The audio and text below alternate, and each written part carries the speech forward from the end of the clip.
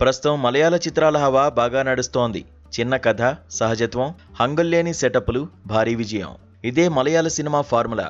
ఈ మధ్యకాలంలో అలా వచ్చిన ప్రతి సినిమా హిట్ అయి కాసుల వర్షం కురిపించాయి. తాజాగా వచ్చిన మరో youthful entertainer Vaazha 2, biopic of billion bros. 2024లో వచ్చిన వాలా చిత్రానికి కొనసాగింపుగా ఈ చిత్రం తెరకెక్కింది.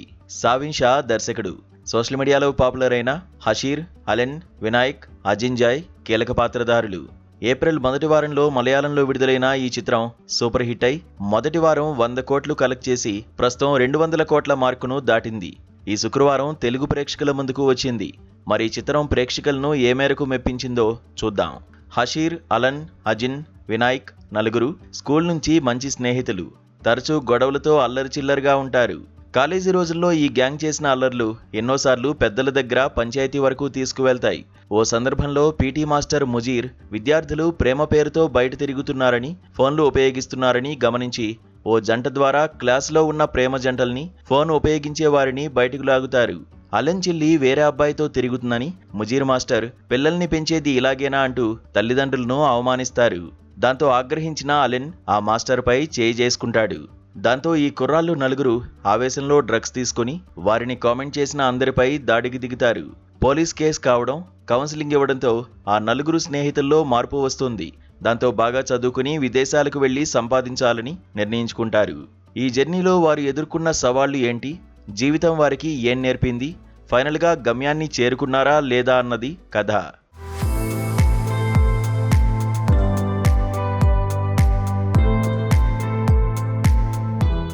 వాలా చిత్రం క్లైమాక్స్లో నలుగురు కుర్రాళ్ళు యూకే వెళ్లి సెటిల్ అవ్వాలి అన్నట్లు చూపించారు.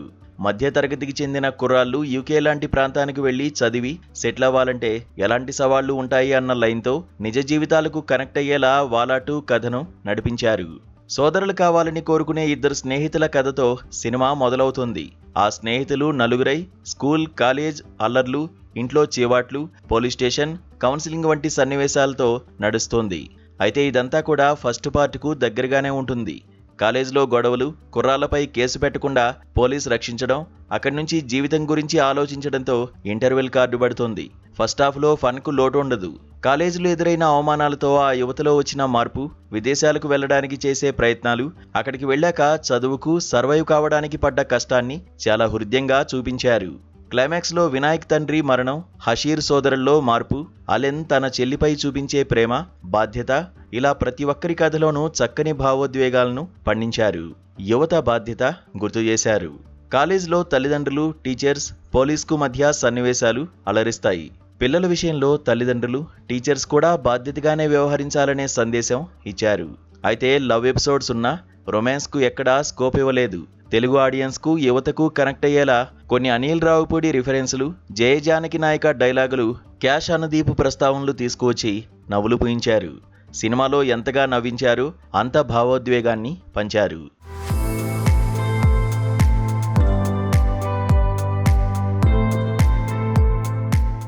కేరళలో సోషల్ మీడియా పాపులర్ కుర్రాళ్ళు ప్రధాన పాత్రధారులుగా ఈ చిత్రం తెరకెక్కింది. హషీర్, అలన్, అజిన్, వినాయక్ ఇలా ఇందులో కనిపించిన ఆర్టిస్టులంతా కొత్తవారైనా తమ పాత్రలకు న్యాయం చేశారు. పోలీస్ ఆఫీసర్ పాత్రలో ఆల్షోన్స్ పుత్రన్ చక్కని నటన కనబరిచారు. తెలంగాణ స్లాంగ్ డైలాగులతో అలరించారు. తల్లిదండ్రుల పాత్రల్లో కనిపించిన అందరూ చక్కని నటనతో ఆకట్టుకున్నారు. అఖిల్ లైలాసురన్ కెమెరా పనితనం ఆకట్టుకుంది. అంకిత్ మీనన్ బ్యాక్గ్రౌండ్ స్కోర్, సందర్భానుసారంగా అందించిన పాటలు ఆకట్టుకున్నాయి. బ్యాక్గ్రౌండ్ స్కోర్ పెద్ద ఎసెట్.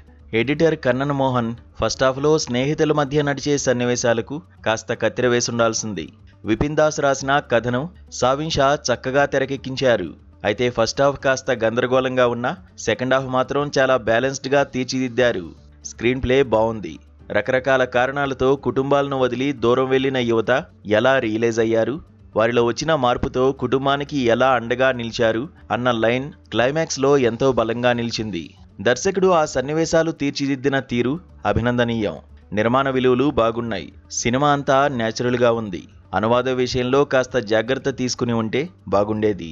ప్రతి మిడిల్ క్లాస్ కుర్రాడికి, కుటుంబాలకు కనెక్ట్ అయ్యే సినిమా ఇది. మన జీవితంలో జరిగిన ఎన్నో విషయాలను గుర్తు చేస్తుంది ఈ సినిమా.